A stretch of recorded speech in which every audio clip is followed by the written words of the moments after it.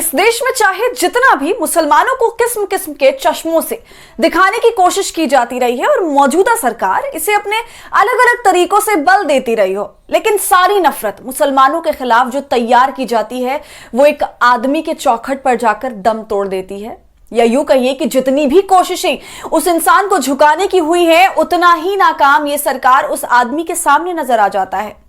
हम बात शाहरुख की कर रहे हैं। सोमवार को इस देश के लिए एक राहत भरी खबर तब आई जब इस देश के कानों में यह खबर पहुंची कि हमारे 8 पूर्व नौसेना के अधिकारी कतर से सुरक्षित अपने वतन भारत लौट आए हैं। लेकिन जैसा कि पिछले कुछ सालों में इस देश में क्रेडिट लेने की एक नेता ने परंपरा शुरू की है, उसमें शाहरुख खान का नाम एक खलल बनकर ऐसा उभरा कि शाहरुख खान को स्पष्टीकरण जारी करना पड़ा। नमस्कार, आदाब, आप देख रहे हैं खबर अड्डा और आपके साथ मैं हूं सुम्बुलीरम।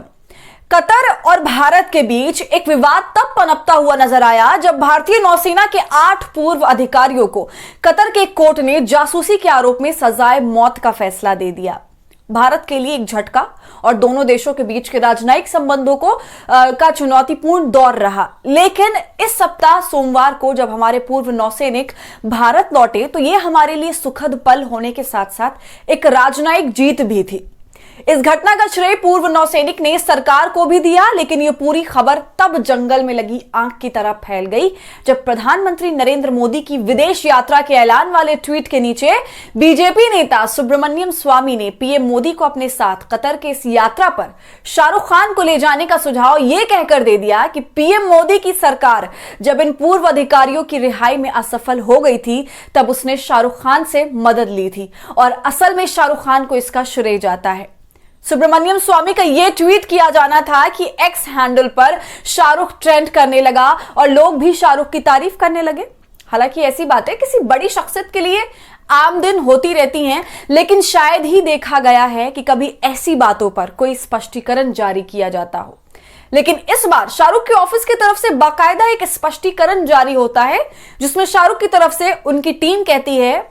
कि कतर से रिहा किए गए पूर्व भारतीय नौसैनिकों की रिहाई में उनके योगदान की जो बातें कही जा रही हैं वो पूरी तरह से आधारहीन है और सभी पूर्व नौसैनिकों की रिहाई के पीछे हमारे राजनयिकों का हाथ है और ये कार्य हमारे देश के सक्षम नेताओं की मदद से हो पाया है।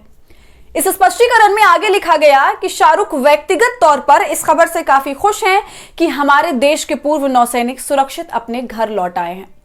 अब इसे एक और संयोग कहिए या सुब्रमण्यम स्वामी का अपनी ही सरकार को परेशान करने की मंशा, लेकिन शाहरुख के नाम के इस पूरे मामले में किसी को तो अपने क्रेडिट के चले जाने का डर सता रहा था और बहुत मुमकिन है कि शाहरुख तक भी एक कॉल गई हो ये कहते हुए कि क्रेडिट की लगी हुई लाइन से जल्दी वहां से हटो।